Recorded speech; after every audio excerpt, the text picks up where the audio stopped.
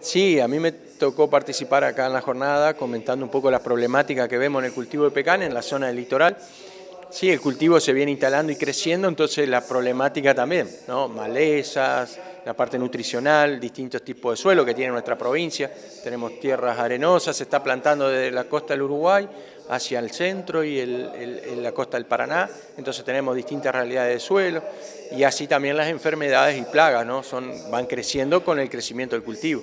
Vayamos intentando desglosar de a una de ellas. En el caso de malezas, me imagino que depende mucho del ambiente por un lado y del estadio de cultivo por el otro. Sí, totalmente. Maleza, bueno, hacíamos hincapié y terminamos con ese componente porque es uno de los más importantes. Estos últimos años las malezas han crecido, tenemos cada vez más malezas tolerantes y resistentes. Las mismas que aparecen en agricultura se nos van pasando al cultivo, porque por ahí lotes que eran de agricultura pasaron a ser pecan y esas mismas malezas nos quedan. Entonces tenemos la problemática de que tenemos todas estas malezas tolerantes, resistentes. Y en el cultivo de pecan tenemos el agravante que no tenemos herbicidas registrados para el cultivo.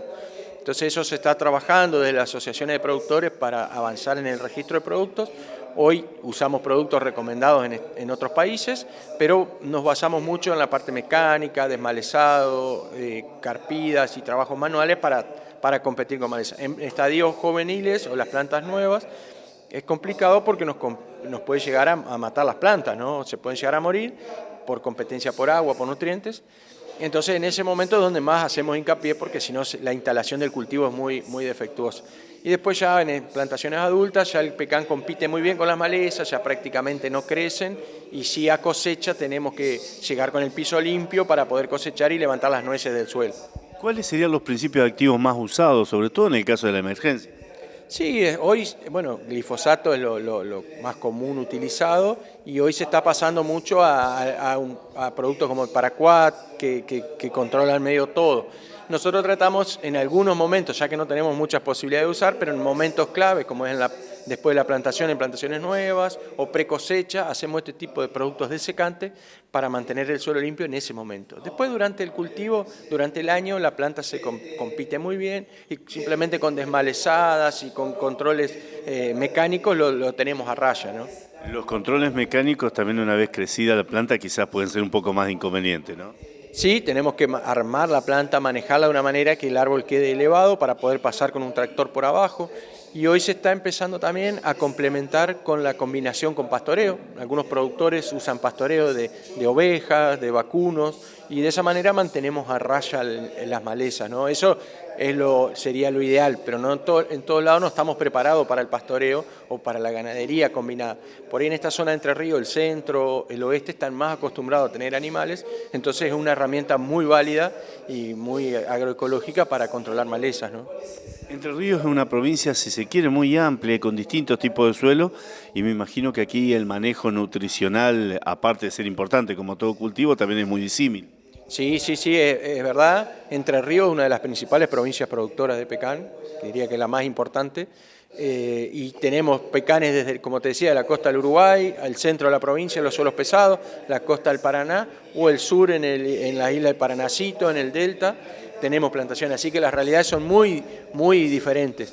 Sí tiene algunas exigencias, es muy exigente en nitrógeno, en zinc, es uno de los elementos que más trabajamos, y esos elementos son los principales que los tenemos que manejar diferente de acuerdo al tipo de suelo. Pero los elementos esenciales son esos. Y el pecan consume toda la paleta de nutrientes de manera proporcional, pero es un fruto seco que tiene una alta concentración de nutrientes, muchos aceites de muy buena calidad. Entonces la extracción también de esos nutrientes es importante, ¿no? Entonces hay que tener bien provistos los suelos para poder tener un producto de buena calidad. Al ser el pecan un cultivo, si se quiere, con mucha alternancia, en cuanto a su estadio, me imagino que requiere una planificación nutricional adecuada. Sí, totalmente. El cultivo de pecan es una especie que no ha sufrido mucho mejora genética, ¿no? Si bien hay variedades, es un cultivo de muchos años y que tiene una característica de un árbol nativo. Entonces, tiene ese defecto de alternancia y eso se debe a características varietales, pero también al manejo. Tenemos que tener muy bien provisto de agua y equilibrio de nutrientes para que no tengamos esos baches de caída de producción. Entonces, tenemos zonas que tenemos déficit de riego, por ahí todavía tenemos productores que no tienen riego y ahí años como este, con mucha sequía, por más que apliquemos fertilizante no lo puede absorber. Entonces una combinación de factores, riego y nutrición, que hacen que podamos estabilizar la producción de pecan, ¿no? En lo que a sanidad se refiere, ¿cuáles serían las enfermedades más comunes que pueden afectar este cultivo? Sí, el pecan tiene 3 enfermedades principales. La más conocida y más común es la sarna del pecan, que es un hongo que afecta tanto hoja como la nuez, ¿sí? Que puede, en ataque severo, puede provocar la caída de hojas y la caída de nueces. Entonces eso afecta el rendimiento del cultivo, ¿no? Y hoy se está viendo otras enfermedades como antracnosis, que provoca caída de nueces, pero es muy puntual de alguna variedad. Y otra enfermedad que es un hongo, que es muerte regresiva, o cancro de la madera, que es un hongo Botryopha aerea, también está apareciendo, sobre todo haciendo epicentro en la zona centro de la provincia, que es donde tenemos suelos más pesados, más complicados, con déficit de agua y temperaturas elevadas, que aparece esta enfermedad. Pero son todas enfermedades que tienen un manejo, una elección, hay que elegir las variedades más resistentes a esas enfermedades para cada zona, y después manejo sanitario que corresponde, poda, eliminación de inóculos y el uso de algún fungicida para prevenirlas, ¿no? ¿Hay muchas plagas que afecten a este cultivo?